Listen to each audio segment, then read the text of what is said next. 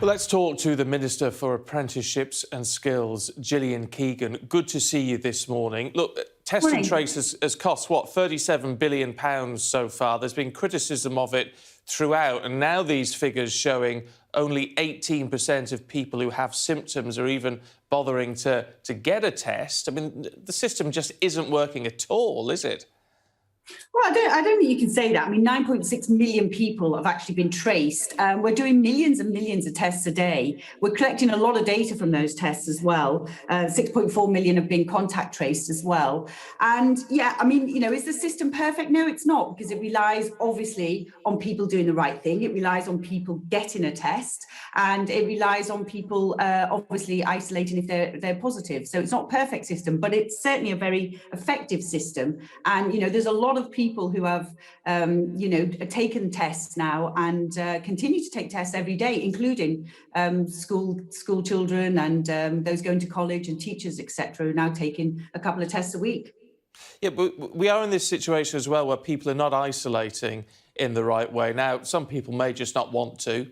We sort of all understand the frustration, if you like, but there is a definite argument as well to say some people just financially can't afford to isolate. Do we need to start looking at paying people to isolate, to provide some sort of financial support to do it?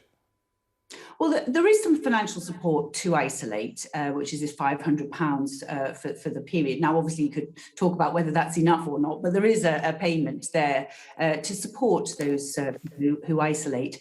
Of course, it's a difficult, we've been at this for over a year now.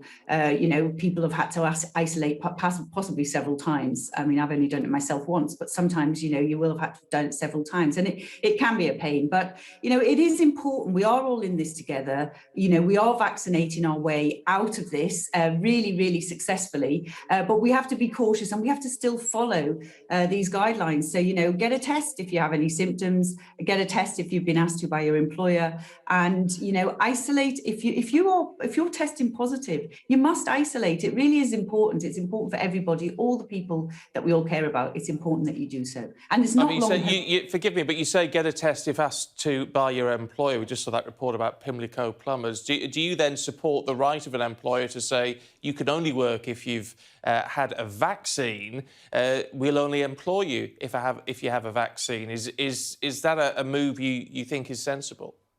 Well, there's there's pros and cons, obviously, to this approach, and it is quite complex, as your report outlined. And we will be getting some reports on this. I mean, they're looking at it at the moment on, I think, the 5th of April. It's due back to Michael Gove for him to look at the pros and cons of this. I mean, obviously, individual businesses will make their individual decisions as well. But more broadly, there'll be some more information coming in April on what we should do about that based on the pros and cons. I mean, we can all see aspects of why that would be a good idea, but we can also see the difficulties as well. So the analysis at looking at the benefits versus the consequences we'll receive on the 5th of April. Can I ask you about the race report? Because yesterday, obviously, we were talking to the Minister and he hadn't actually seen it in full because it hadn't been fully published. It has now. Look, the Shadow Secretary of State for Women and Equalities has said the government must urgently explain how they came to publish content, we know it's independent, but published content which glorifies the slave trade, and immediately dissociate themselves from these remarks. Well, it doesn't glorify the slave trade. It is an independent report, and obviously we have the report as of 11 a.m. yesterday, and we'll obviously be looking at it. It's 285 pages. I would suggest that the most important thing that your viewers get is to actually read the report and not the reports of the report.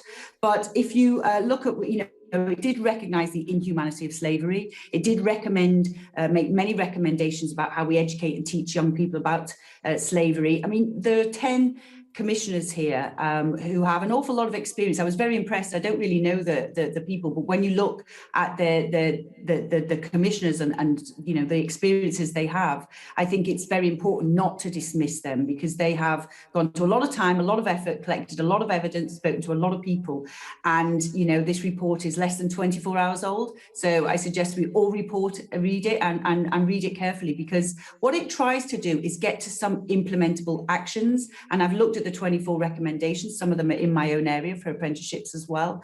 And I think that's the most important thing, to look and see what policies we can do to alter disparities in this country. You know, we definitely have to level up, and we have to level up across the country, and we have to make sure we remove barriers to people who suffer from some disparities and inequality in the country.